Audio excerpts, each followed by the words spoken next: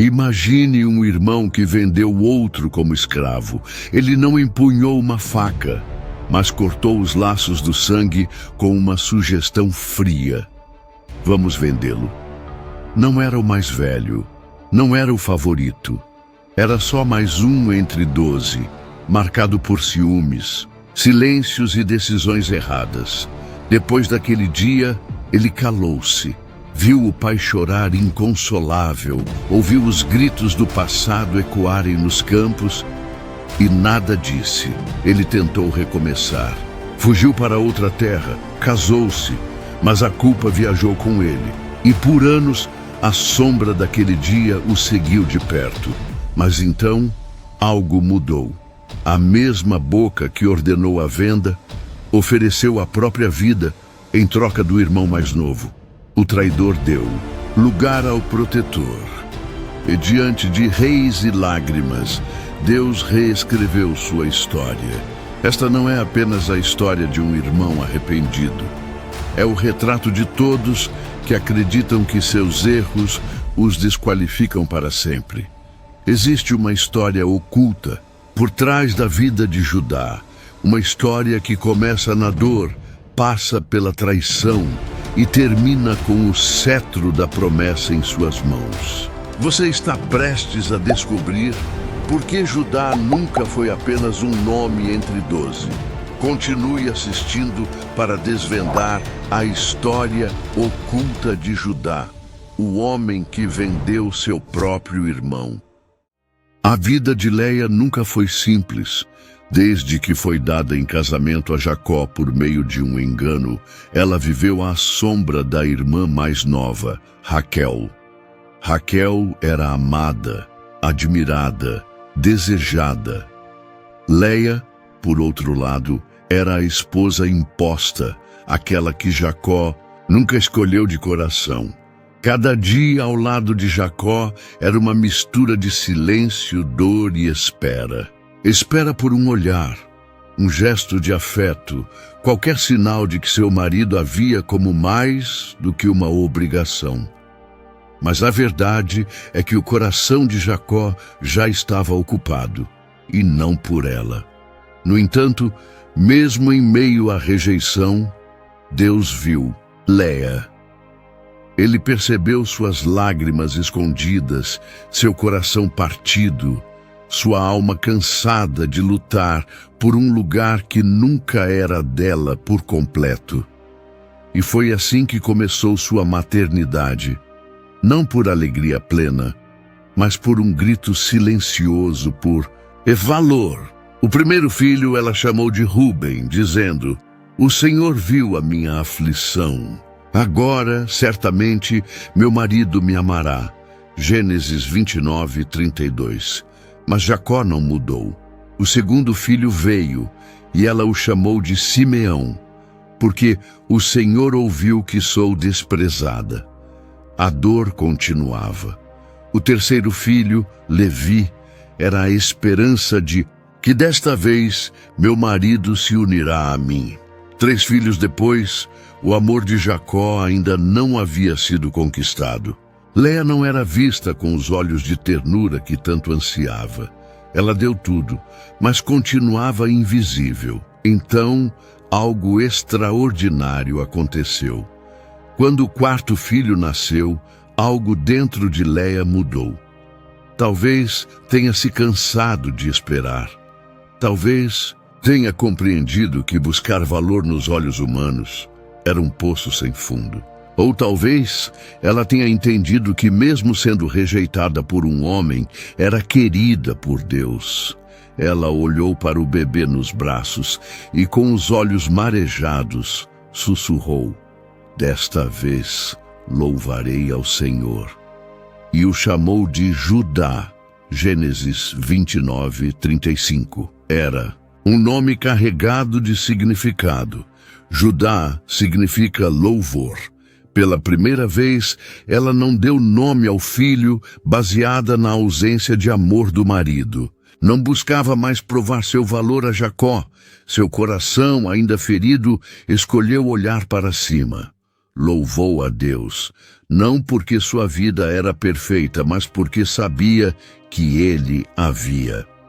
A história oculta de Judá começa nesse momento sagrado, nascido da dor, mas nomeado com esperança.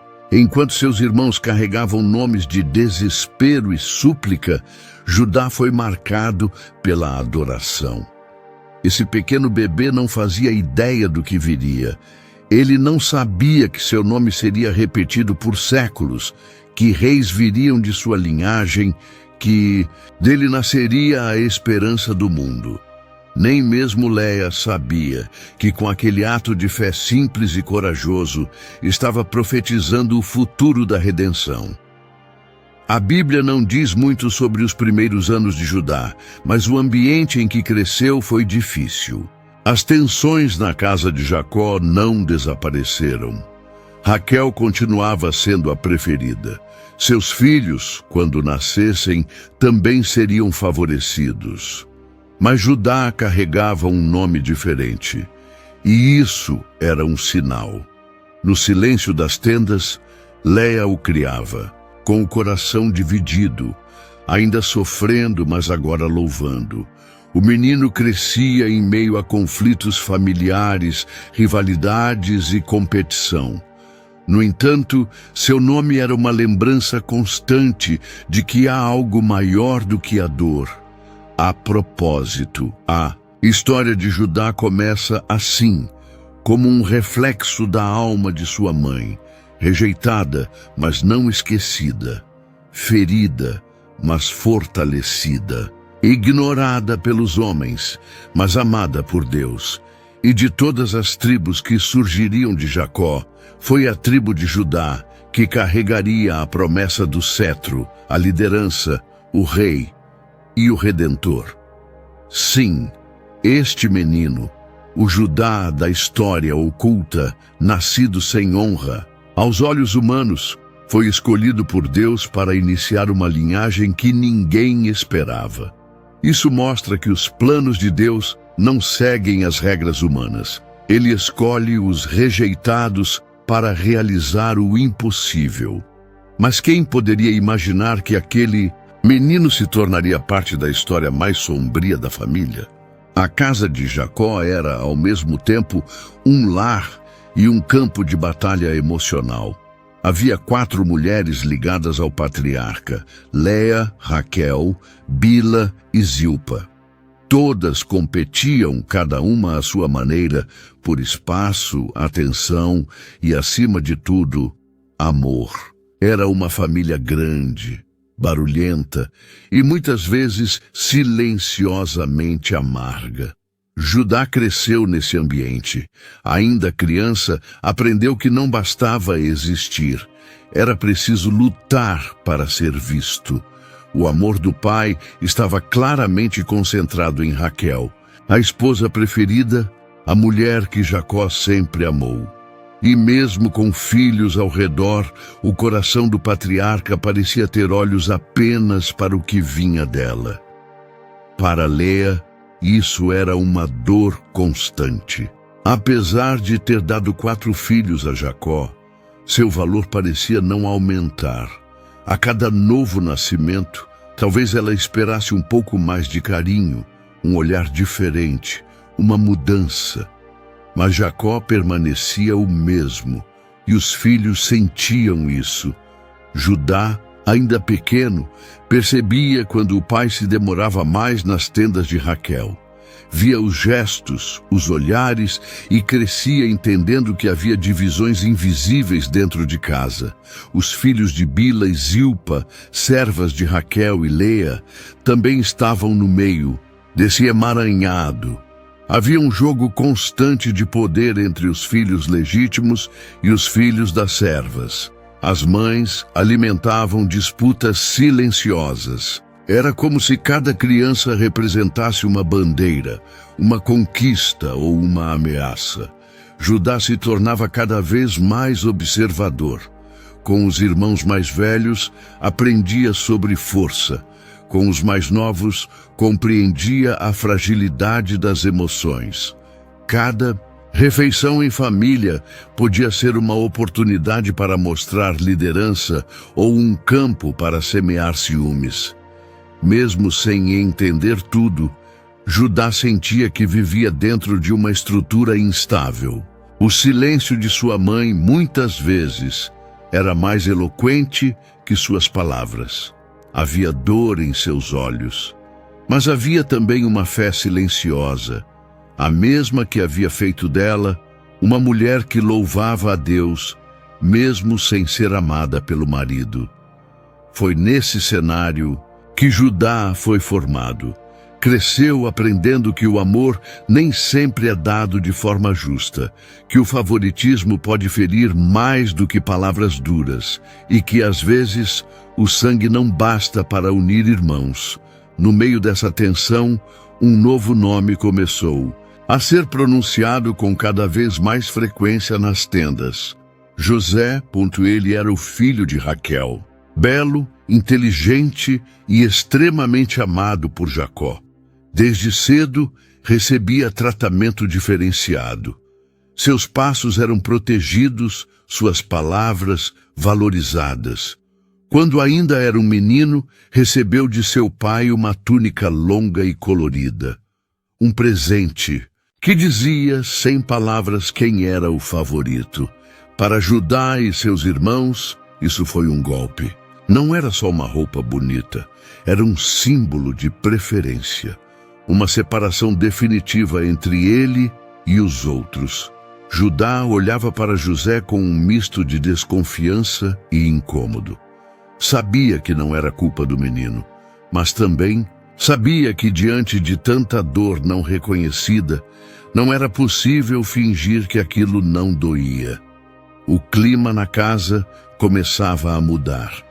O nome Judá, que significava louvor, agora se misturava a sentimentos difíceis de engolir.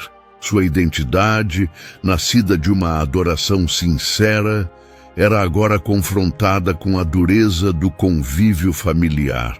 Ainda assim, Judá não se destacava como alguém que explodia em raiva.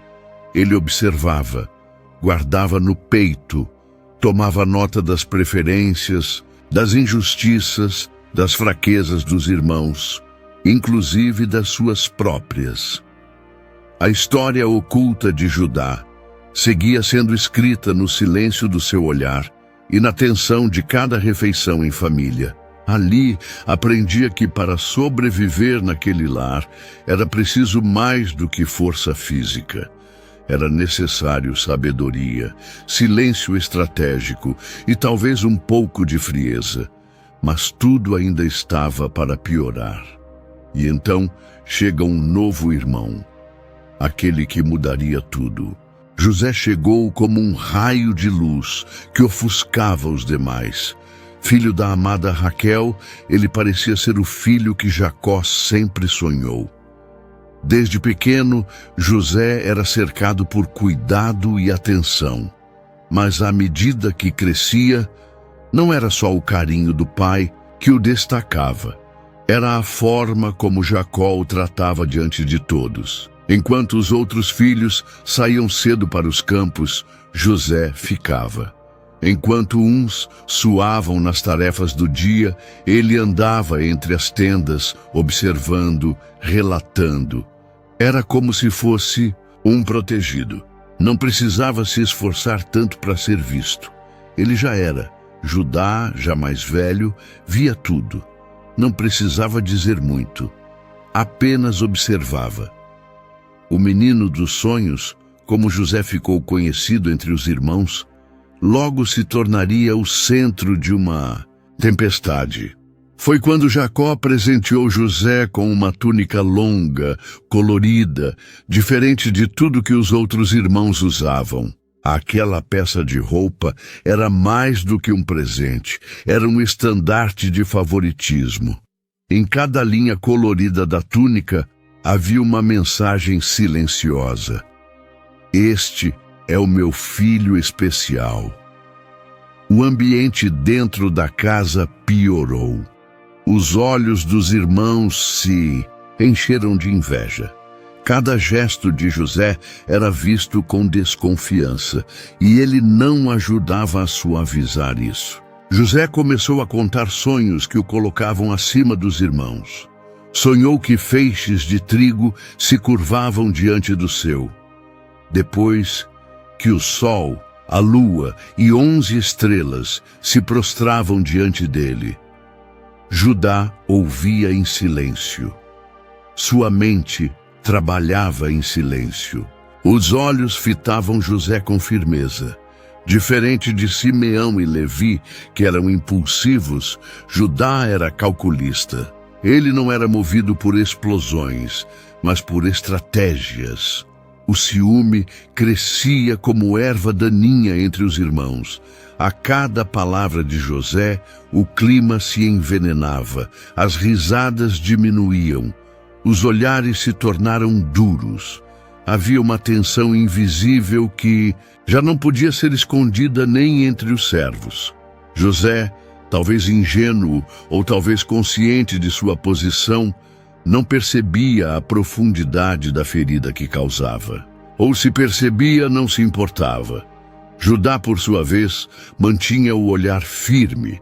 Não era o tipo que explodia, era o tipo que planejava. A casa de Jacó, já marcada por favoritismos, agora era um campo pronto para uma crise. Judá sabia que as palavras têm poder e que os sonhos de José estavam mexendo com algo mais profundo do que apenas orgulho. Mexiam com a identidade de cada irmão, com o sentimento de rejeição que carregavam desde pequenos. Na mente de Judá, as lembranças voltavam. Sua mãe chorando, seus irmãos trabalhando duro sem receber um olhar de gratidão. O silêncio de Jacó diante de tantas injustiças. Tudo isso se misturava ao presente. A túnica de José se tornava um símbolo da ferida que nunca fechou. Judá carregava dentro de si um histórico de rejeição que agora se traduzia em uma pergunta amarga. Por que ele e não nós? O louvor que deu origem ao seu nome parecia distante agora. A história oculta de Judá seguia silenciosa, forjando um caráter à sombra da inveja. A fé de sua mãe, Léa, ainda ressoava em sua alma, mas os acontecimentos começavam a abafar aquela canção. O ambiente estava carregado. Os irmãos murmuravam entre si. O ódio crescia como brasa escondida.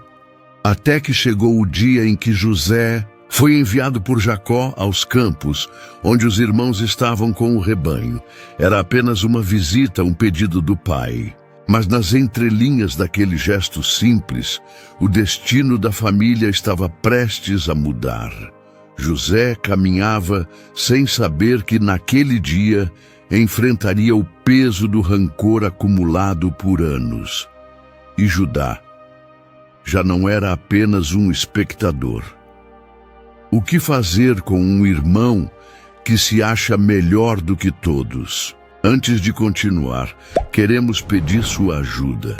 Inscreva-se no canal e deixe seu like para nos apoiar e permitir que mais pessoas sejam tocadas por histórias bíblicas como essa.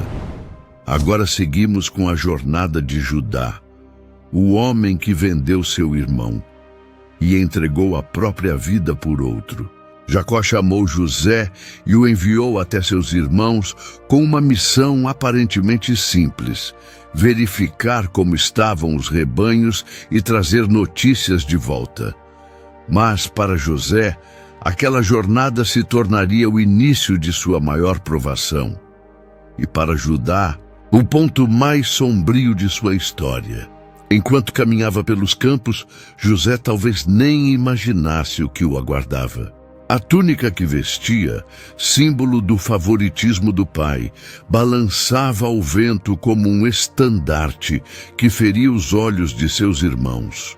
Mal sabia ele que sua presença não despertaria saudade, mas ressentimento.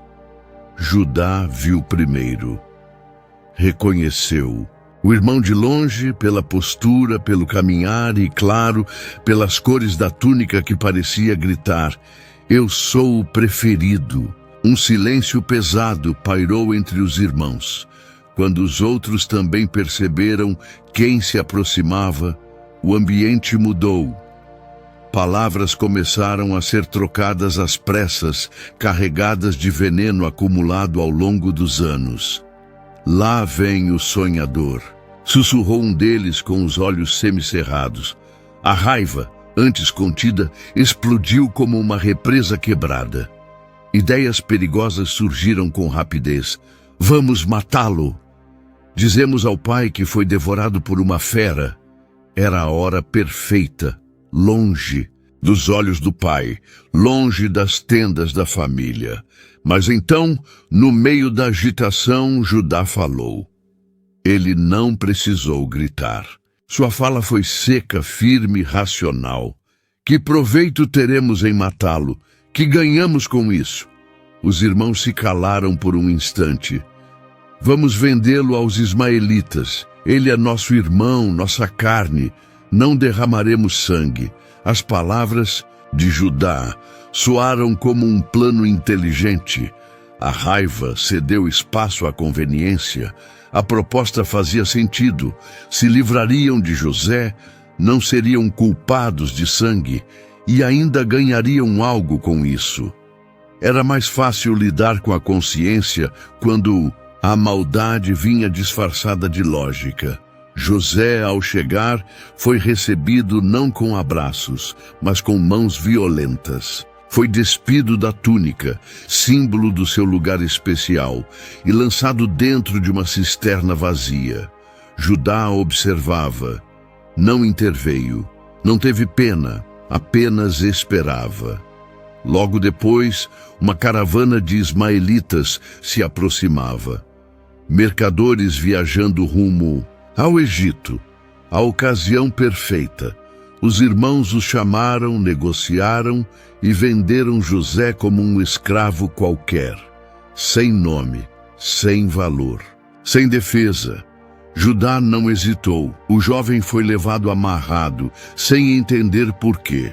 Os olhos de José, cheios de perguntas e medo, se encontraram com os de Judá por um breve momento.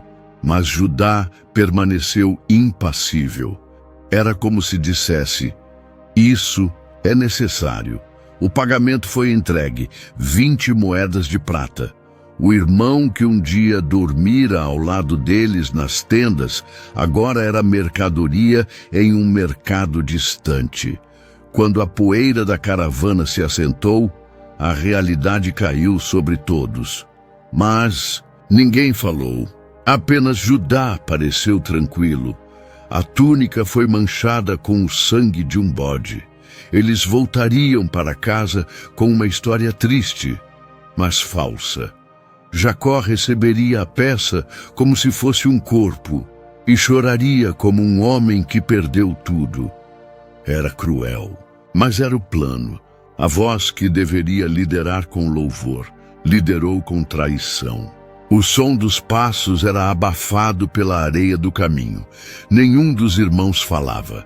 As moedas de prata já haviam sido guardadas, mas o que pesava não estava nos bolsos, estava no coração.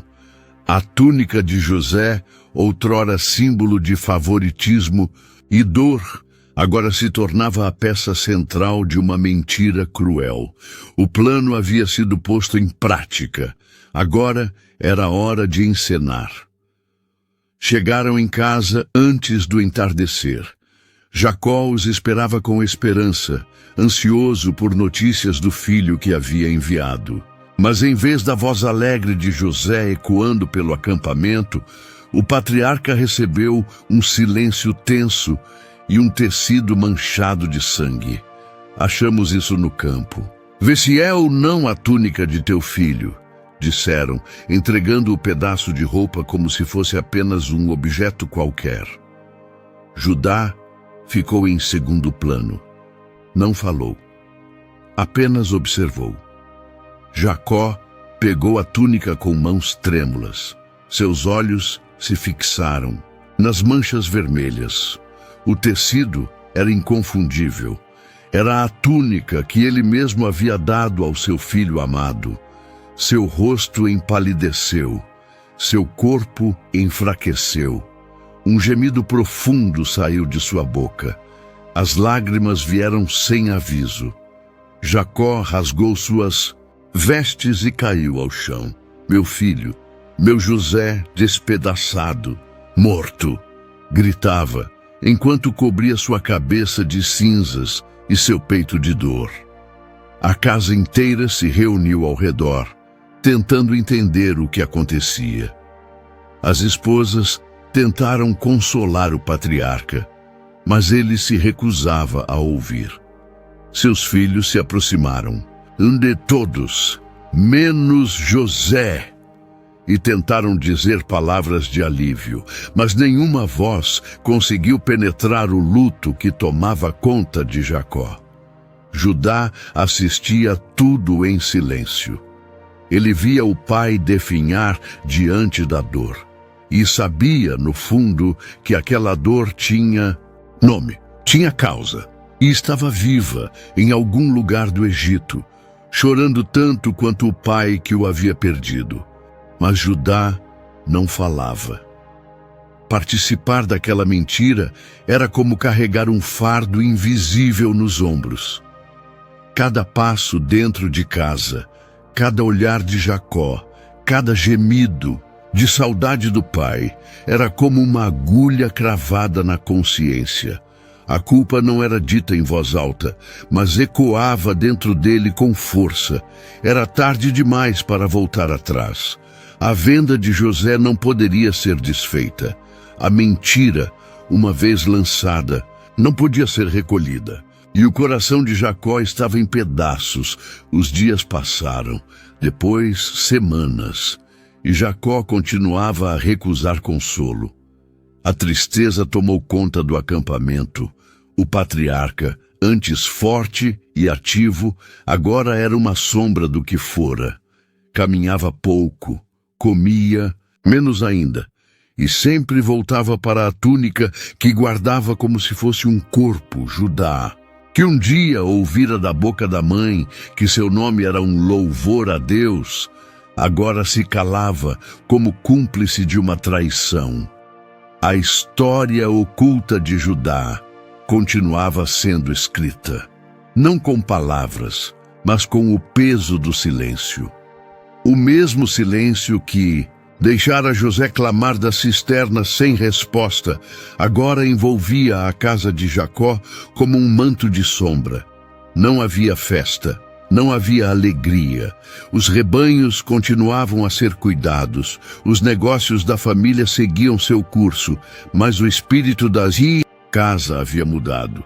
Algo havia sido enterrado junto com aquela mentira, e não era apenas a verdade. Judá começou a se afastar emocionalmente. Sentia-se estranho entre os irmãos. Eles compartilhavam o mesmo fardo, mas cada um lidava de forma diferente. Alguns tentavam esquecer, outros fingiam que nada havia acontecido. Judá, porém, carregava tudo por dentro. Havia noites em que ele se afastava das tendas e ficava olhando para o céu. Lembrava-se dos olhos de José ao ser levado, da expressão de Jacó ao segurar a túnica, das lágrimas que nunca deixou cair. E se perguntava, será que algum dia poderei ser perdoado?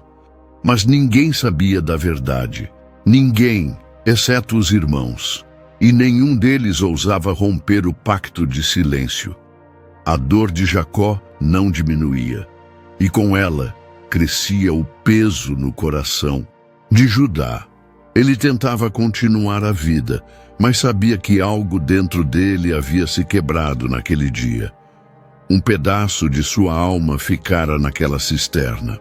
Outro pedaço se despedaçara ao ver o pai clamar por um filho que ainda estava vivo.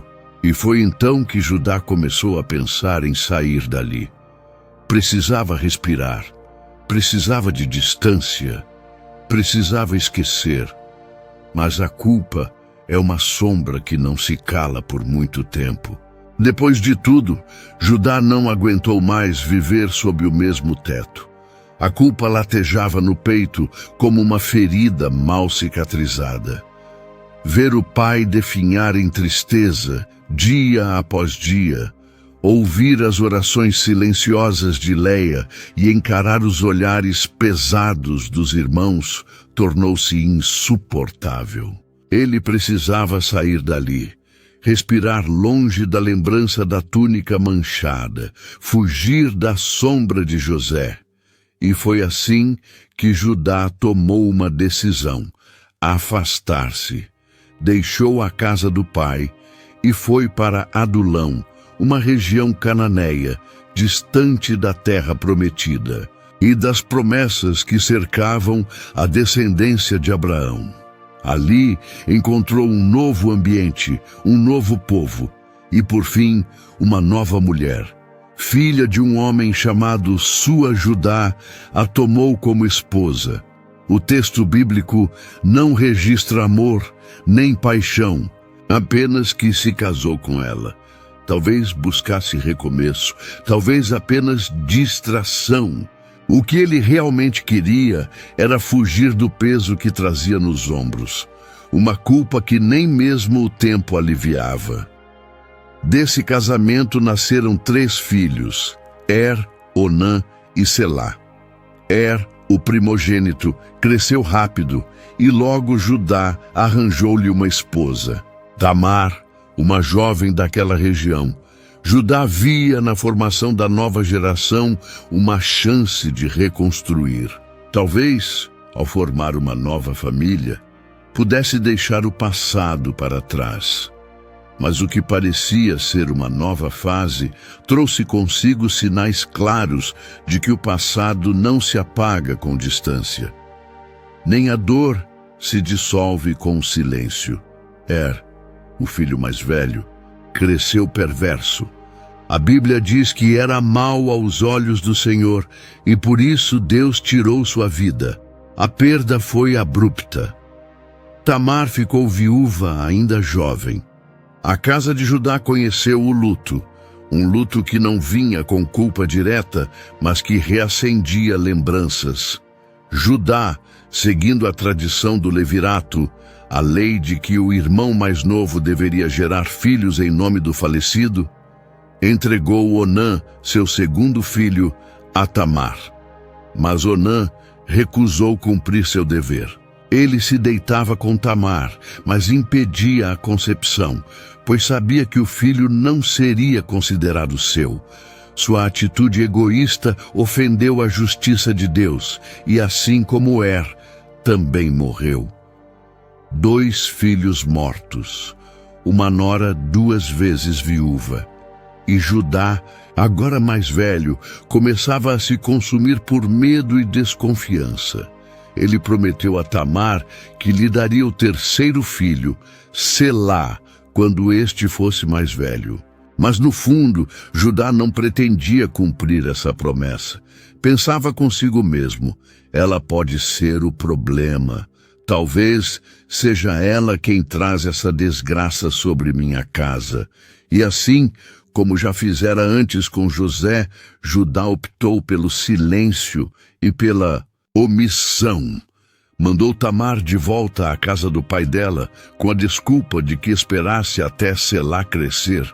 Era um jeito sutil de afastá-la sem resolver a questão. Uma fuga camuflada de prudência. A história oculta de Judá continuava marcada por escolhas que evitavam confronto direto com a verdade. Ele havia fugido de Jacó. Agora fugia de sua responsabilidade como pai e como homem. Mesmo tendo filhos, mesmo sendo um chefe de casa, Judá estava espiritualmente distante. Não buscava mais o Deus de seus pais. Não invocava promessas. Sua vida se tornara rotina e sua fé um eco distante, O louvor que havia inspirado seu nome já não saía de seus lábios. Seus dias eram marcados por sobrevivência e não por adoração. A tragédia havia entrado em sua tenda. 2 filhos mortos, uma promessa não cumprida, uma nora desprezada e um coração endurecido por decisões que aos poucos o afastavam mais e mais do propósito original. Judá queria esquecer, mas a vida estava prestes a lembrá-lo, com força, que toda semente plantada um dia germina. A omissão não extingue a justiça divina, e o silêncio, mais cedo ou mais tarde, será quebrado. A dor que ele causou, o engano que sustentou e a culpa que carregava estavam prestes a colidir com uma mulher que não aceitaria ser apagada. A tragédia está prestes a visitar sua casa. Tamar voltou para a casa do pai com a promessa de que quando Selá fosse adulto, Judá a chamaria de volta para se casar. Ela obedeceu, mas em seu coração algo se partiu. Não havia honra naquele acordo. A ausência de sinceridade era visível nos olhos de Judá. Ele não planejava cumprir sua palavra. E Tamar, embora jovem, não era ingênua. Ela sabia o que acontecia. Havia sido descartada, não por algo que fez, mas por algo que sofreu. Era mais fácil para Judá culpá-la pelas mortes dos filhos do que encarar o fato de que ambos haviam sido maus e que talvez ele mesmo, como pai, tivesse falhado. Tamar passou os dias entre as paredes silenciosas da casa paterna. As mulheres da vila cochichavam sobre sua condição. Viúva de 2 irmãos, prometida a um terceiro que nunca viria. A esperança virava poeira, e com ela a dignidade. Enquanto isso, Judá seguia sua vida. Seus negócios cresciam, o rebanho prosperava e Selá se tornava homem. Mas nenhum convite foi enviado a Tamar. Nenhuma palavra, nenhum sinal de que a promessa seria cumprida. Judá não queria lidar com isso. Já havia perdido 2 filhos. No íntimo, acreditava que Tamar era um tipo de maldição, um presságio. Sua fé, já distante, agora se escondia atrás de superstições e conveniências. Era mais fácil manter Tamar esquecida do que honrar seu dever. Mas Deus não se esquece dos esquecidos. E a justiça divina, mesmo quando silenciosa, caminha com precisão. Tamar, desprezada e ignorada, não permitiu que sua história terminasse assim. Ela não apenas esperou, ela agiu. Soube que Judá subiria a tina para tosquiar suas ovelhas. Era um momento em que ele estaria longe dos olhos da comunidade, com o coração mais voltado ao comércio do que à vigilância. Ela tirou as roupas de luto, vestiu-se com um véu, cobrindo o rosto, e se assentou à beira do caminho por onde Judá passaria. Ela não procurava vingança, procurava justiça. Sabia que não teria voz, que não seria ouvida como viúva esquecida. Mas ali, disfarçada, faria Judá olhar para si. Nem que fosse sem saber quem ela era, Judá a viu, não a reconheceu. Achou que fosse uma prostituta cultual, como havia muitas naquela região. Aproximou-se, ofereceu-se. Tamar, firme, pediu um penhor, o selo de Judá, seu cordão e o cajado. 3 objetos que simbolizavam sua identidade, sua autoridade e seu caminho. Ele entregou. Tiveram relações. Depois, Judá seguiu viagem. Prometeu enviar um cabrito como pagamento.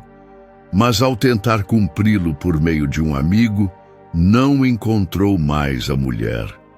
E como ninguém sabia de nenhuma prostituta no local, Judá decidiu esquecer o episódio. Melhor não passar vergonha, disse. Enterrou o erro no mesmo silêncio de sempre. 3 meses se passaram e então veio a notícia. Tamar estava grávida. Judá se enfureceu. Queime-a, ordenou. Como homem da família, ele ainda era responsável por ela. Agora achava que sua honra havia sido ferida, mas Tamar não se calou. Mandou dizer a Judá: o pai do meu filho é o dono desses objetos. E enviou o selo, o cordão e o cajado. Aquelas peças que Judá reconheceu de imediato foram como um espelho colocado diante dele. Tudo veio à tona, sua hipocrisia, sua omissão, sua covardia. A mulher que ele tentou esconder revelou sua verdade. E então Judá disse algo que mudou o curso de sua história. Ela é mais justa do que eu. Foi a primeira vez que Judá reconheceu uma falha publicamente. Não tentou se defender, não acusou. Não se escondeu atrás de desculpas. Apenas reconheceu. Tamar, a esquecida, a silenciada, se tornou o instrumento da verdade. Ela não apenas expôs Judá, ela o fez enxergar a si mesmo. A história oculta de Judá deu ali uma guinada. Pela primeira vez, sua consciência encontrou espaço. Não houve castigo externo, nem mão de ferro divina. Houve confronto, sim, mas no íntimo. Um confronto que doeu, mas que também libertou. Tamar seguiu sua vida. Deu à luz gêmeos, Pérez e Zerá. E pela linhagem de Pérez surgiria mais tarde o rei Davi. E do rei Davi, o Messias. Sim, da mulher desprezada e do homem que a havia enganado, Deus traria à luz a linhagem da salvação. Porque quando o orgulho é quebrado e a verdade é aceita, a redenção começa a nascer. A mulher que ele enganou será a que o fará enxergar a verdade. Judá seguiu sua vida como se nada tivesse acontecido. O episódio com a mulher no caminho, que ele supôs ser uma prostituta, havia sido enterrado sob a poeira da conveniência. Quando não conseguiu reencontrá-la para entregar o prometido, Cabrito disse a si mesmo que era melhor esquecer. Já enviei o pagamento, não quero ser motivo de riso. E com isso, virou as costas para mais um pedaço de verdade. Mas o tempo, como sempre, tem seu próprio plano. 3 meses depois, a notícia chegou como um trovão. Tamar estava grávida. As palavras se espalharam com rapidez. Tamar, a nora de Judá, viúva 2 vezes, estava esperando um filho, sem ter se casado com Selá. A primeira reação foi explosiva. Indignado, Judá se ergueu como juiz. Tragam-na para fora, que seja queimada. Era um julgamento frio, rápido e sem misericórdia. Mas era também uma máscara. Julgar Tamar publicamente o livrava por um instante de encarar a própria consciência. Afinal, aos olhos da sociedade, ele ainda era o homem responsável, o patriarca zeloso, o pai que protegia a honra da casa. Mas Tamar não seria calada. Antes de ser levada, mandou um recado. Não gritou, não se defendeu, apenas enviou algo. O pin, selo, o cordão e o cajado. Objetos simples, mas que carregavam identidade e poder. Eram de Judá. Eram provas irrefutáveis de que o pai da criança era o mesmo homem que ordenava sua morte. Junto dos objetos, ela mandou um recado direto. Do homem a quem pertencem estas coisas, eu concebi. Reconhece, por favor, de quem são estes. O momento foi como um golpe seco no peito. Judá, diante dos olhos de todos, viu exposta a verdade que tentava enterrar. Não havia mais como negar, não havia como fugir.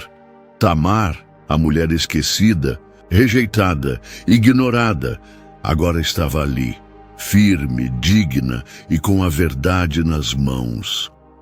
E Judá, surpreendentemente, não se escondeu. Pela primeira vez em toda a narrativa bíblica, ele fez o que muitos homens de sua geração não tiveram coragem de fazer. Assumiu seu erro. Com voz firme, talvez embargada pela vergonha, mas cheia de reconhecimento, ele disse: "Ela é mais justa do que eu, pois eu não a dei a selar, meu filho." Essas palavras não foram apenas uma confissão, foram um marco. Um homem que usou o silêncio para enganar, agora usava a verdade para libertar. Judá reconheceu não só a justiça de Tamar, mas a própria falha, a própria omissão, o próprio pecado. Diante de todos, ele se calou depois dessa frase. Não se defendeu. Não tentou justificar-se, apenas assumiu. E a Bíblia faz questão de nos dizer que, a partir dali, ele não mais se deitou com Tamar. Aquele momento marcou um ponto de inflexão. Judá ainda era o mesmo homem que vendera o irmão, o mesmo que enganara o pai, o mesmo que se afastara da fé. Mas agora, algo havia começado a mudar. Pela primeira vez, ele olhou para si com verdade. Pela primeira vez, sua consciência não foi calada, foi escutada. E não era só sobre ele, era sobre Tamar. Uma mulher que, mesmo sem voz, mesmo sendo deixada de lado, mesmo sendo tratada como invisível, ousou se levantar com sabedoria. Ela não gritou, não se vingou, não mentiu, apenas apresentou a verdade e deixou que ela falasse. Por si, Tamar não apenas garantiu sua justiça, ela salvou o nome de Judá. Se ele continuasse no caminho da omissão e da hipocrisia, sua história terminaria ali, com vergonha e ruína. Mas ao confrontá-lo, ela ofereceu uma chance de recomeço, e ele a aceitou. A história oculta de Judá começou a se revelar a partir daquele confronto. Não foi Deus quem desceu com fogo, não foi um anjo que apareceu em sonho, foi uma mulher, uma viúva, uma esquecida, que com coragem e sabedoria trouxe à tona aquilo que ele mais temia, a verdade. E, ironicamente, foi dessa união não planejada, nascida de engano, que vieram gêmeos. Tamar deu à luz 2 filhos, Pérez e Zerá. Mas Pérez foi o que rompeu o ventre primeiro. Seu nome significa ruptura ou brecha. E foi ele quem mais tarde entraria para a genealogia do rei Davi e do Messias, Jesus Cristo. Sim, da união de um homem quebrado e de uma mulher rejeitada, Deus começou a escrever uma nova linha em sua história de redenção. Porque é assim que ele trabalha. Usa a fraqueza para mostrar sua força. Usa a confissão para restaurar. Usa o arrependimento para transformar. Judá não era mais o mesmo. Ainda tinha um longo caminho pela frente, mas um novo capítulo havia sido iniciado. Um capítulo onde ele começava a ser homem, não por força, mas por humildade. Uma luz começa a nascer, mas o caminho da redenção é longo. O tempo passou e o ventre de Tamar crescia. A gravidez, que começou como um escândalo agora, era o centro da promessa. Aquela mulher, outrora silenciosa e esquecida, carregava em seu corpo um plano que nem ela compreendia totalmente, mas que Deus havia escrito com perfeição. Judá, por sua vez, manteve-se em silêncio, um novo silêncio. não mais cúmplice da mentira, mas reflexo de um coração que começava a se dobrar. Quando chegou o tempo do parto, algo inesperado aconteceu.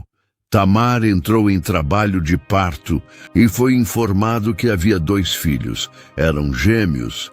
Era como se Deus estivesse dobrando o sinal, multiplicando a semente, mostrando que mesmo do engano ele pode gerar vida.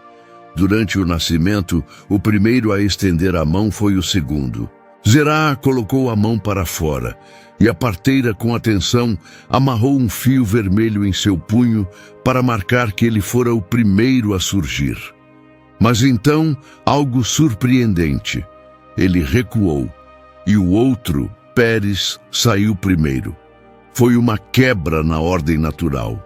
O que era para vir depois, rompeu a frente. E esse detalhe, aparentemente pequeno, se tornou profético.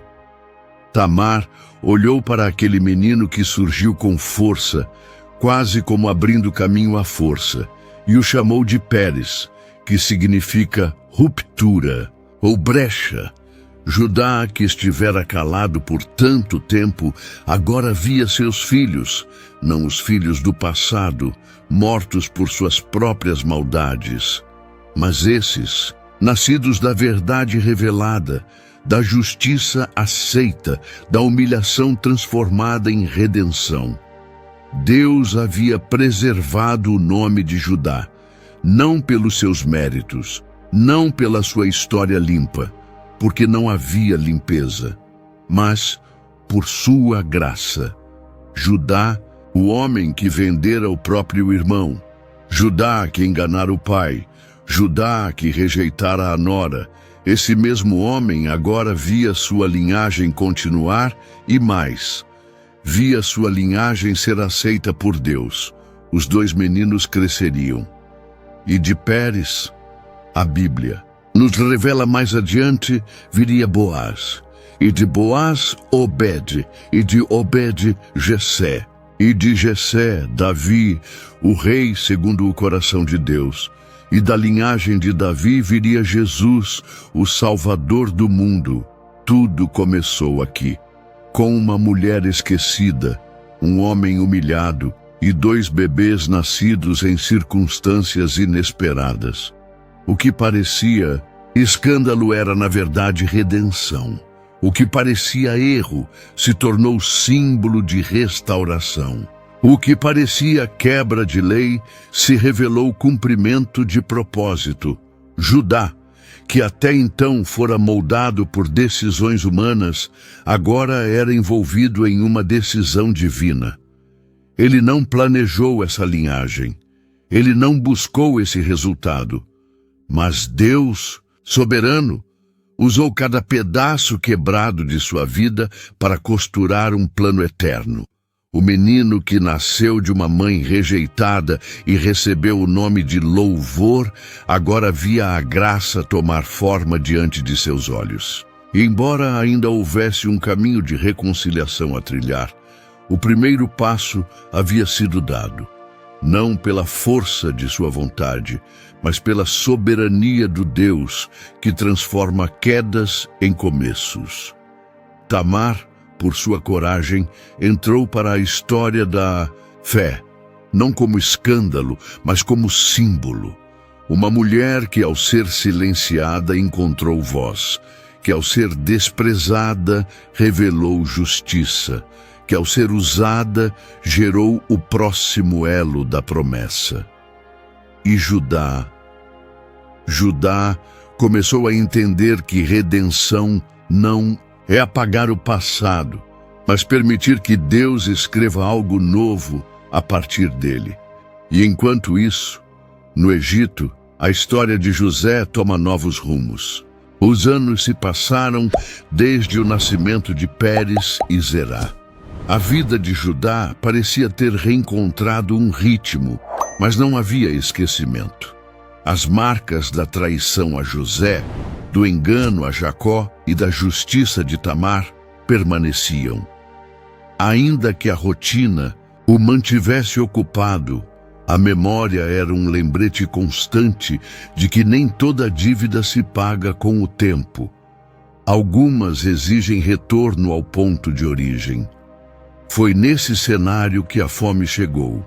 A terra de Canaã secou. As plantações não brotavam. Os rebanhos definhavam. A escassez invadia as tendas como uma sombra. E Jacó, agora mais envelhecido e fragilizado, reuniu os filhos e disse: soube que há trigo no Egito, vão até lá e comprem alimento para que não morramos. Era a primeira vez em muitos anos que Judá e seus irmãos partiriam juntos em uma missão. Já não eram apenas pastores, agora eram chefes de suas próprias casas, homens feitos, mas carregavam um passado em comum que, embora nunca fosse mencionado, os unia por laços de silêncio e culpa. 10 irmãos partiram. Benjamim ficou com Jacó. O pai não suportaria perdê-lo também. Já havia perdido José, ou assim pensava. E Benjamim era agora o elo mais precioso de sua memória com Raquel. Por isso, ficou. E Judá, mais experiente, mais maduro, foi junto com os demais. Eles chegaram ao Egito, uma terra estranha, cheia de riquezas e regras, organizada sob o comando de um homem poderoso, segundo em autoridade apenas ao faraó. Este homem, que falava através de intérpretes, observava tudo com olhos penetrantes. Seu rosto era novo para eles, mas, para ele, os rostos que se ajoelhavam diante dele eram velhos conhecidos. José os reconheceu imediatamente. Seus irmãos, aqueles que o venderam, aqueles que o arrancaram de sua juventude, o entregaram como escravo e mergulharam o pai em dor. Mas ele não se revelou. Ainda não. Havia um propósito em seu coração e uma dor ainda não resolvida. Judá não o reconheceu, nem os outros. Aquela figura egípcia não se parecia com o irmão que deixaram amarrado à caravana de ismaelitas. Mas algo naquele homem os incomodava. Ele os acusou de serem espiões. Perguntou sobre a família, quis saber se havia mais irmãos, e quando mencionaram Benjamim, ele endureceu. Tragam esse irmão mais novo para provar que não estão mentindo. Eles voltaram para Canaã com sacos de trigo e um aviso claro. Se quisessem mais comida, teriam que levar Benjamim. Jacó resistiu. O medo o paralisava, mas a fome falava mais alto. E foi nesse ponto que Judá, com uma nova postura, tomou a frente. Ele não era mais o mesmo homem que havia se calado ao ver o pai desabar. Agora ele se levanta com firmeza e diz: eu sou o fiador por ele. Se eu não o trouxer de volta, serei culpado diante de ti para sempre. Foi um momento crucial. Rúben também havia oferecido seus próprios filhos como garantia, mas Jacó recusou. Quando Judá falou, houve algo diferente em sua voz. Algo que não vinha da boca apenas, mas do coração. Um homem arrependido. Um homem disposto a carregar peso e não a fugir dele. A história oculta de Judá estava voltando ao centro da narrativa. Não como traidor, mas como responsável. Aquele que outrora teve uma ideia que destruiu a família, agora propunha um caminho para salvá-la.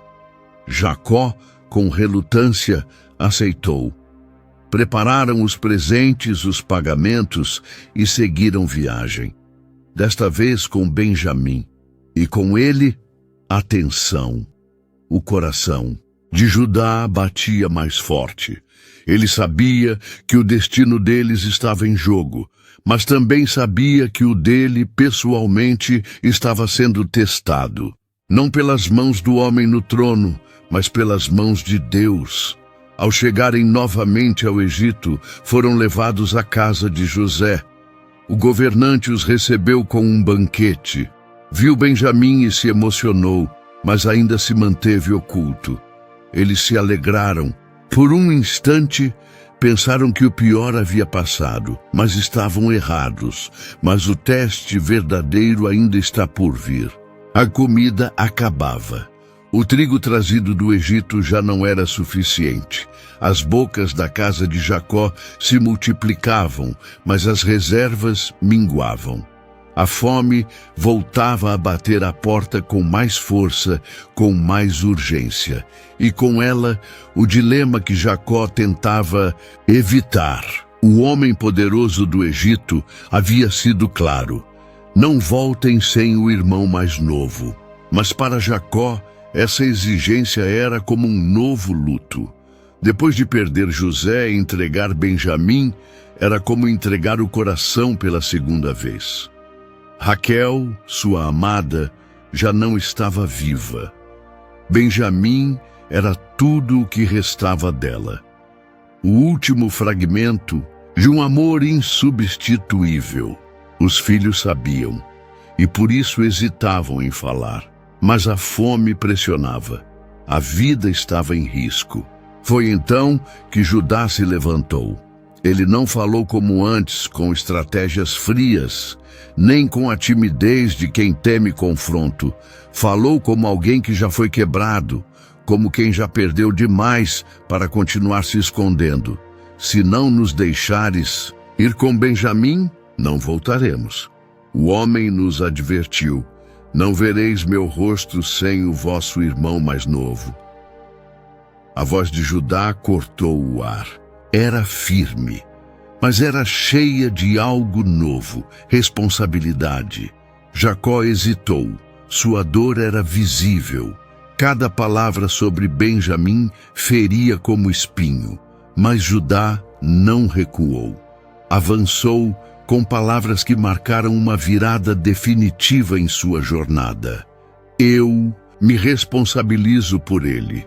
Da minha mão o reclamarás. Se eu não o trouxer de volta e o puser diante de ti, serei culpado para contigo por toda a vida. Era mais do que um compromisso, era um voto. Um homem que anos atrás sugeriu vender um irmão, agora se oferecia como fiador de outro.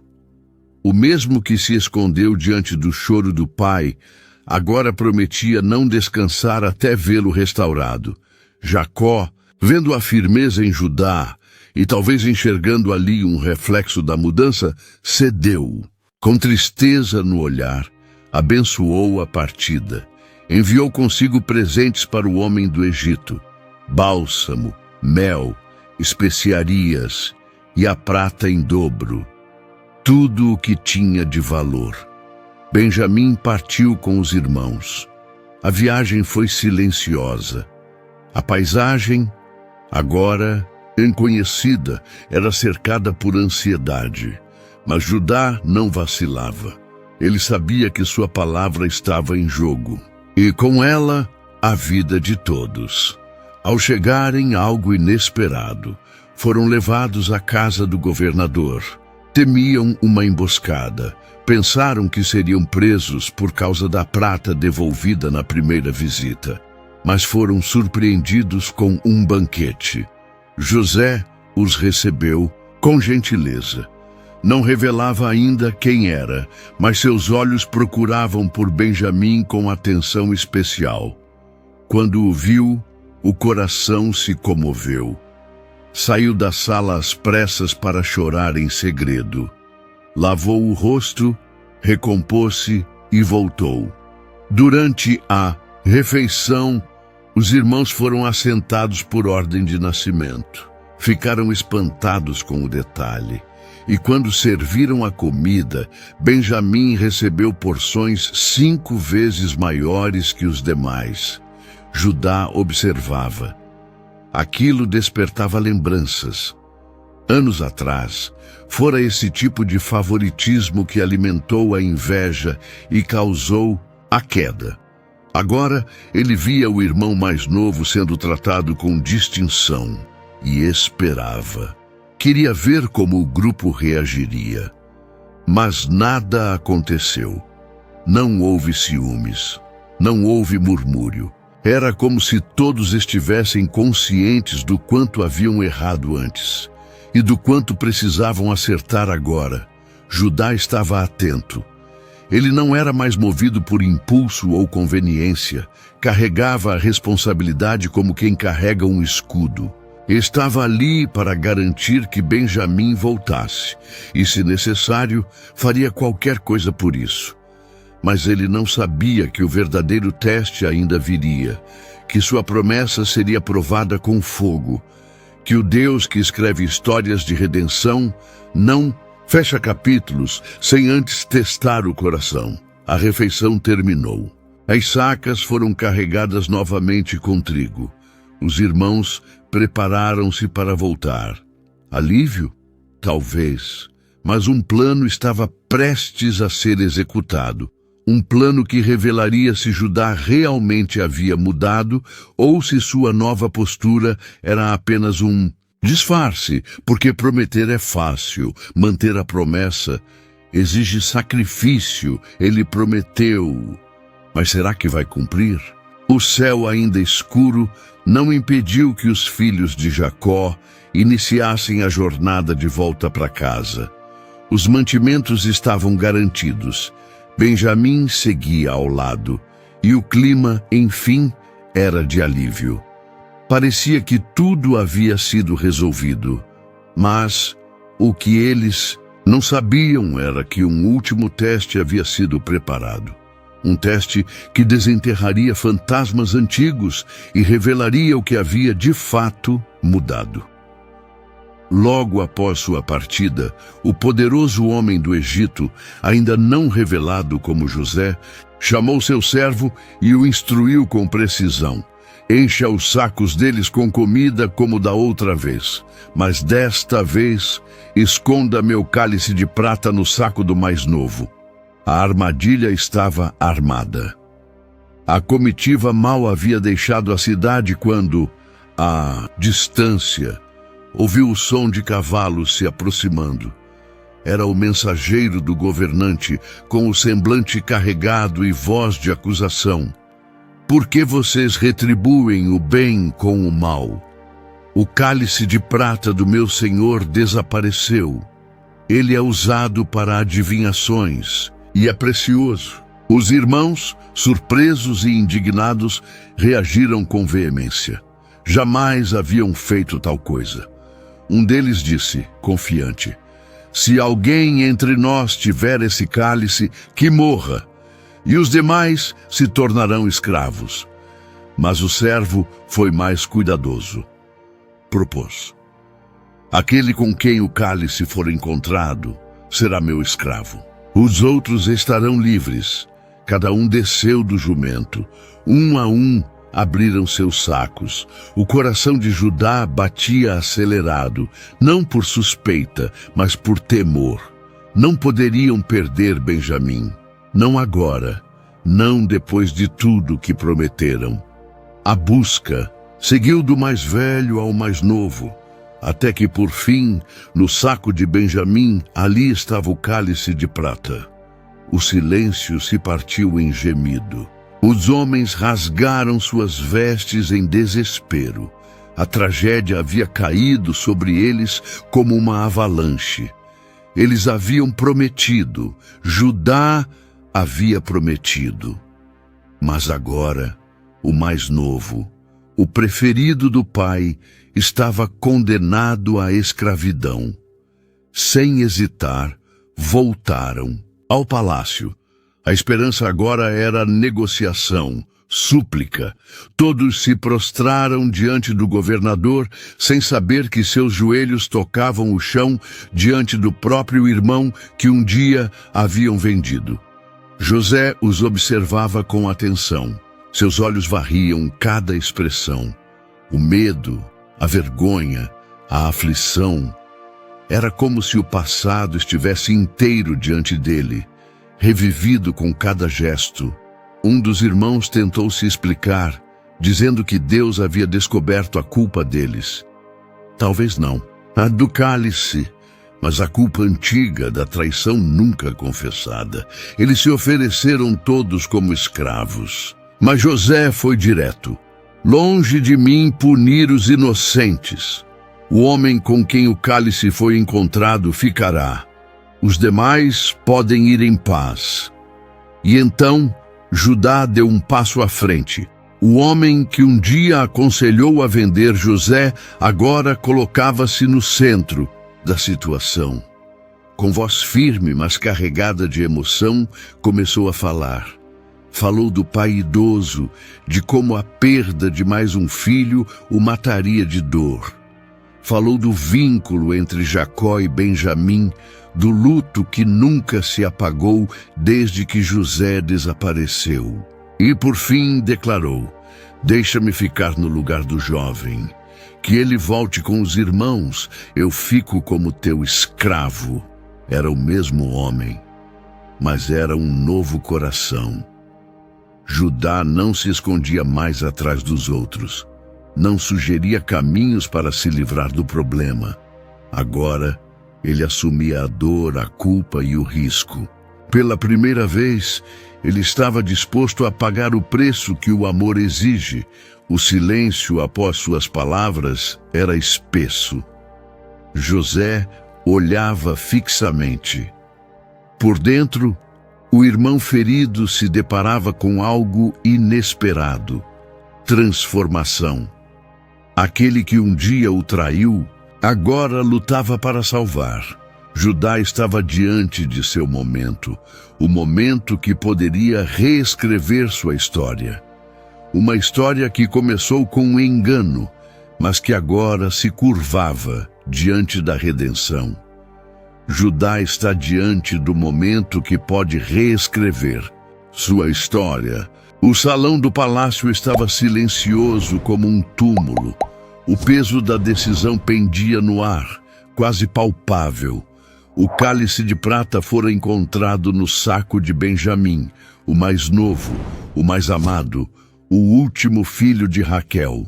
A sentença parecia selada. Ele deveria permanecer como escravo no Egito, mas algo mudara. Não nos olhos do governador misterioso, mas no coração de um homem, Judá. Era impossível não se lembrar do passado. Anos antes, diante de outro irmão favorito, Judá havia optado pelo lucro. Sugeriu a venda de José, convencendo os outros de que matar o irmão seria inútil. Agora, diante de uma situação parecida, Judá respirou fundo, mas não para esconder a culpa, e sim para enfrentá-la.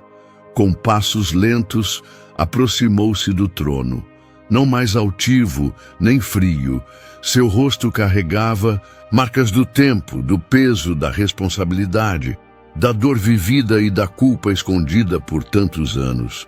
Quando abriu a boca, sua voz já não soava como a de um homem astuto, mas como a de um coração quebrantado. Meu Senhor, permita que teu servo fale. Escute estas palavras com paciência. Somos muitos irmãos.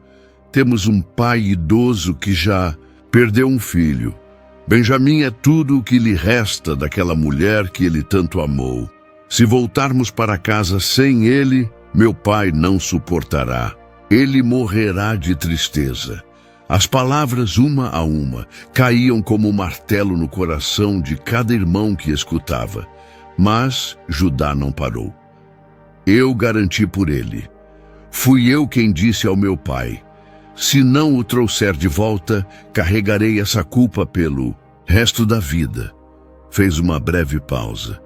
Seus olhos se encheram, mas ele não desviou o olhar. Por isso peço, deixa-me ficar no lugar do jovem, que ele volte com nossos irmãos, que ele volte para os braços de nosso pai. Mas eu ficarei aqui, como teu escravo, para sempre. Ninguém respirava, nenhum som vinha dos outros irmãos. Aquele momento não era só um apelo, era uma entrega. Judá não argumentava para se livrar da culpa. Ele se entregava por amor, amor por seu pai, amor por seu irmão, e talvez o amor que só nasce no coração de quem um dia já foi resgatado pela dor. Era difícil acreditar que aquele era o mesmo homem, aquele que se afastou da família, que mergulhou em decisões impensadas, que enganou, que silenciou, que fugiu. Agora ele voltava, não como o mesmo, mas como alguém que aprendeu, que caiu e se levantou, que mentiu, mas agora dizia a verdade, com toda a alma. Os olhos do governador o observavam com atenção. Nenhuma palavra foi dita ainda, mas algo estava mudando. O silêncio se tornava mais denso, quase como se o tempo tivesse parado. Judá permaneceu ali, esperando, não para ser aplaudido, não por uma recompensa, apenas esperando pela justiça, mesmo que lhe custasse a liberdade. Na alma de José, naquele instante, uma avalanche de sentimentos desabava. A dor do passado, o abandono no poço, os anos de escravidão, os dias esquecidos no cárcere, tudo parecia se dissolver na imagem de um irmão arrependido, que agora se oferecia como sacrifício. Judá, o nome que sua mãe deu em meio ao sofrimento, e que significa louvor, agora finalmente fazia sentido, porque só alguém que entende a graça pode louvar. Só alguém que reconhece sua culpa pode se oferecer no lugar do outro. Era como se as peças finalmente se encaixassem. O plano de Deus, mesmo em meio a tantas falhas humanas, estava fluindo com perfeição. O homem que vendeu seu irmão agora estava pronto para se dar por outro. E esse era o sinal de que a transformação era real. Judá não sabia, mas seu ato não apenas salvaria Benjamim, salvaria também a memória de José. E mais, abriria a porta para o cumprimento de uma promessa que mudaria toda a história da humanidade. Porque o Deus de Judá não escolhe os perfeitos, ele transforma os dispostos. Agora eu entendi por que o nome dele é Judá. As palavras de Judá ainda ecoavam no silêncio tenso do palácio egípcio. Seus irmãos estavam paralisados. O governador do Egito, aquele homem imponente e misterioso, acabara de ouvir a declaração mais corajosa e quebrantada que alguém poderia fazer.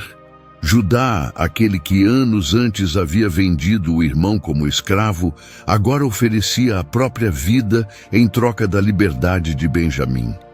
José permaneceu calado por um momento eterno.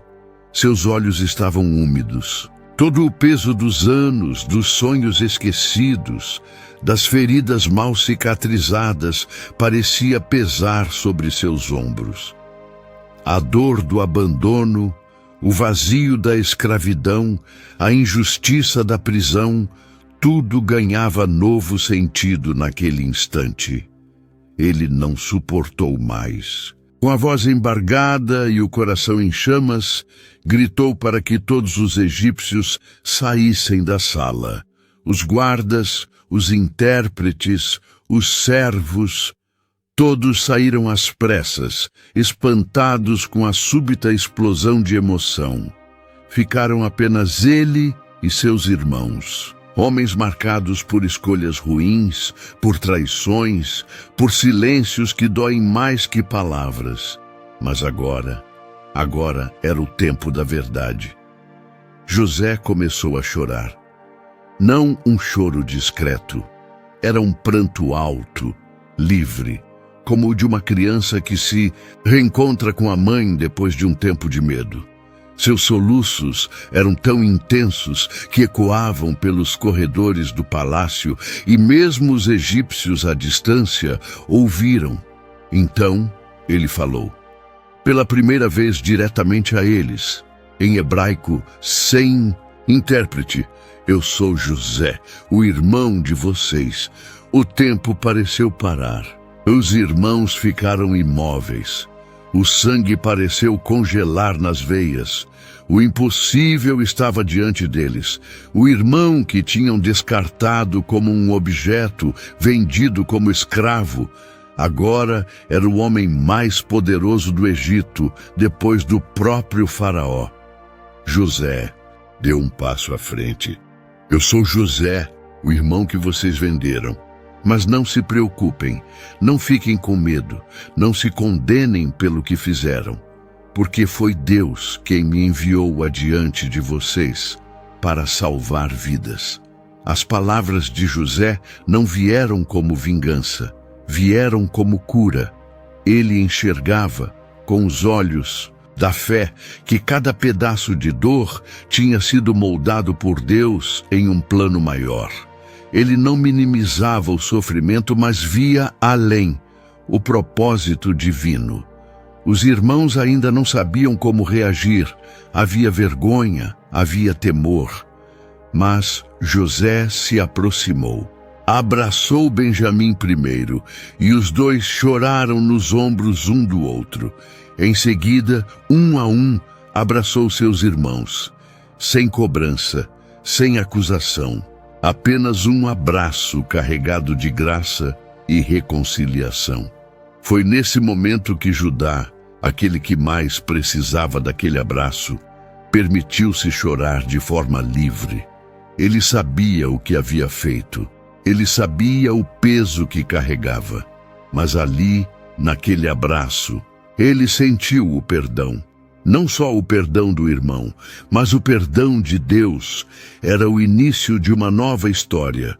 José então lhes disse que deviam voltar para Canaã, buscar seu pai e trazer toda a família para o Egito. Lá viveriam sob sua proteção. Teriam o melhor da terra. Ele, que fora abandonado, agora seria o provedor. A história oculta de Judá, o homem que vendeu seu próprio irmão, começava a se transformar diante dos olhos do mundo. Aquele que caiu tão fundo agora participava ativamente de uma restauração divina.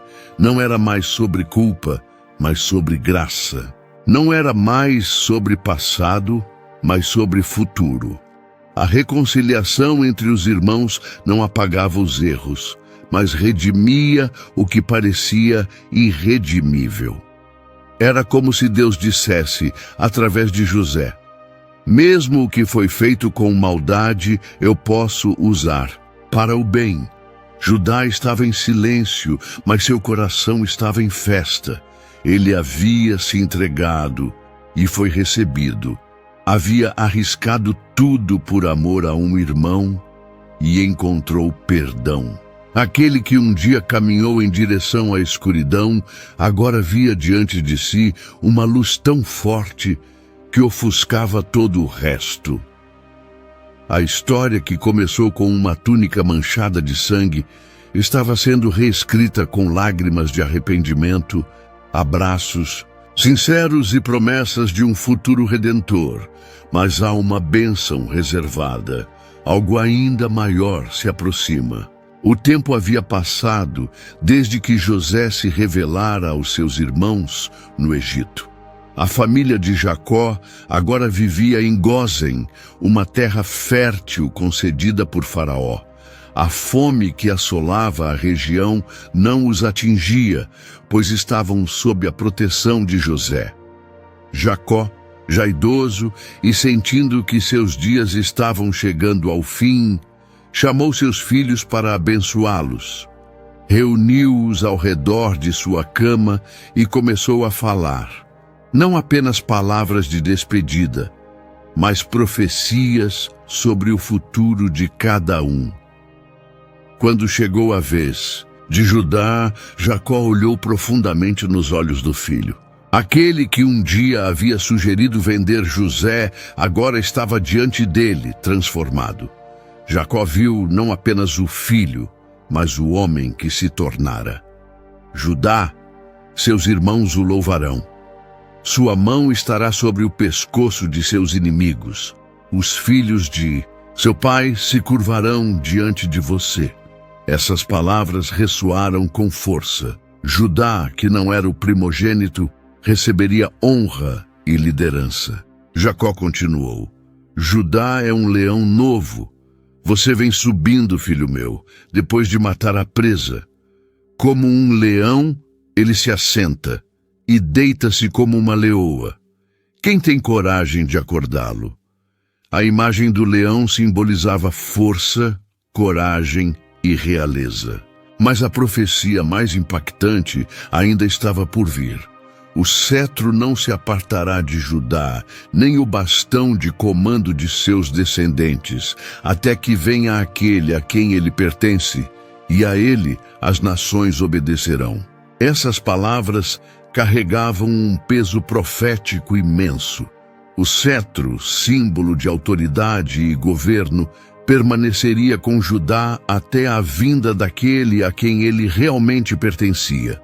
Uma referência clara ao Messias, que viria da linhagem de Judá. Jacó continuou: Ele amarrará seu jumento a uma videira e o seu jumentinho ao ramo mais seleto. Lavará no vinho as suas roupas, no sangue das uvas, as suas vestimentas. Seus olhos serão mais escuros que o vinho, seus dentes mais brancos que o leite.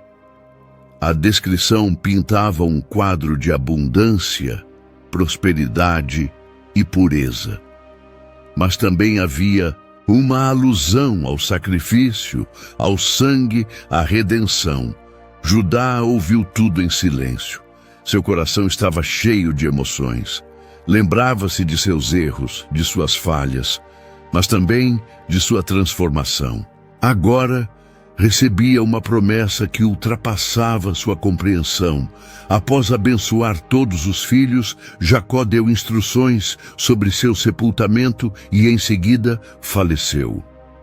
Foi sepultado na caverna de Macpela, junto aos seus antepassados. A história oculta de Judá, marcada por altos e baixos, culminava com uma promessa eterna. De sua linhagem viria o Messias, o Salvador, aquele que traria redenção não apenas para Israel, mas para todas as nações. A história oculta de Judá termina, mas sua influência atravessa séculos.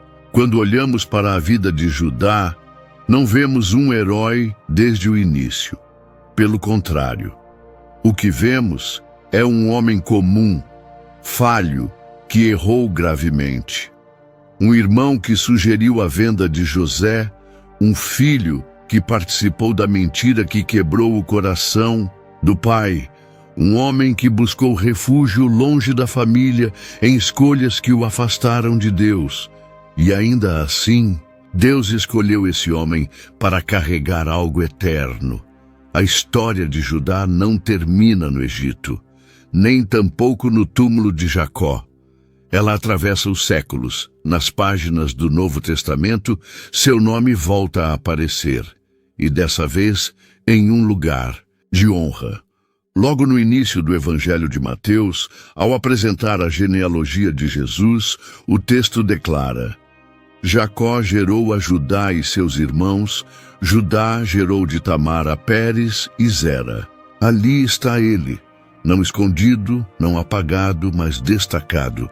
Judá, com todos os seus erros, com todas as suas marcas, com toda a sua história. Incluído na linhagem do Filho de Deus, é como se Deus estivesse dizendo: eu não apago histórias, eu as redimo. A história oculta de Judá, aquela que começou com rejeição e inveja, passou pela culpa e pelo engano, termina com honra. Judá não foi perfeito, mas foi transformado. Ele não começou bem, mas terminou de maneira gloriosa. Deus o moldou, capítulo por capítulo, até que sua vida se tornasse um testemunho de redenção. E então, no último livro da Bíblia, no Apocalipse, aquele descendente prometido, aquele que carrega o cetro eterno, é finalmente revelado. Não como um bebê em Belém, mas como um rei vitorioso. O texto declara com poder: eis que o leão da tribo de Judá venceu. Sim, Jesus, o Filho de Deus, é chamado de leão da tribo de Judá, não da tribo de José, não da linhagem dos filhos que pareciam mais corretos ou espirituais, mas da linhagem de Judá, o homem que caiu, se arrependeu e foi transformado. Isso nos ensina algo precioso. Deus não escolhe os mais fortes, nem os mais inteligentes, nem os mais puros. Deus escolhe os que se deixam moldar, os que enfrentam seus erros e permitem que Ele reescreva sua história. Os que reconhecem que sozinhos não conseguem, mas que, em suas mãos, podem ser instrumentos de algo eterno. A graça é mais forte que o passado. A história oculta de Judá é, na verdade, um reflexo da nossa. Quem nunca errou, quem nunca carregou culpas, silêncios, escolhas das quais se envergonha, mas a mesma graça que alcançou Judá está disponível hoje. A mesma voz que perdoou, abraçou e restaurou no Egito ainda fala aos nossos corações. E aqui fica um convite. Qual parte da sua história você ainda esconde? Qual capítulo do seu passado você acredita que Deus não pode usar? Entregue. Traga à luz. Porque quando colocamos nossas falhas nas mãos do Pai, Ele as transforma em testemunho. Ele escreve linhas de graça onde antes havia vergonha. Ele levanta reis a partir de pecadores arrependidos. A história oculta de Judá nos mostra que ninguém está fora do alcance da misericórdia. Se Deus usou a vida desse homem, marcada por engano, queda e dor, para nos trazer o Salvador, Ele também pode usar a sua história para impactar outras vidas. Que o rugido do leão da tribo de Judá ecoe em seu coração. Que você descubra que sua jornada, assim como a de Judá, pode ser marcada não pelo erro, mas pela redenção. Se essa história falou com você, veja agora outros vídeos com personagens bíblicos surpreendentes. Clique em um deles, inscreva-se no canal e deixe seu like. Que Deus continue mostrando que Ele transforma até quem carrega os maiores erros, como fez com Judá.